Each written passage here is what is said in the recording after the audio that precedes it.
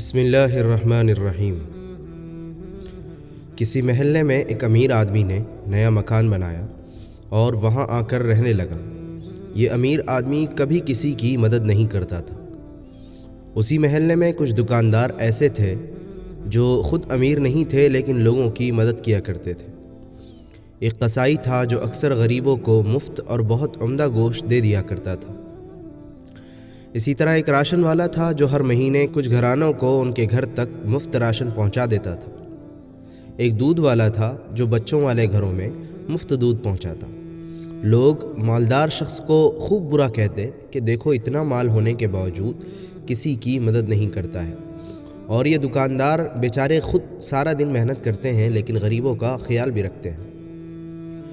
کچھ عرصہ اسی طرح گزر گیا اور سب نے مالدار آدمی سے ناطہ توڑ لیا، اور جب اس مالدار کا انتقال ہوا تو محلے سے کوئی بھی اس کے جنازے میں شریک نہ ہوا۔ مالدار کی موت کے اگلے روز ایک غریب نے گوشت والے سے مفت گوشت مانگا تو اس نے دینے سے انکار کر دیا۔ دودھ والے نے مفت دودھ سے صاف انکار کر دیا۔ راشن والے نے مفت راشن دینے سے انکار کر دیا۔ پتہ ہے کیوں؟ ان سب کا ایک ہی جواب تھا، اب تمہیں یہاں سے کچھ بھی مفت نہیں مل سکتا، کیونکہ وہ جو تمہارے پیسے ادا کیا کرتا تھا کل دنیا سے چلا گیا ہے۔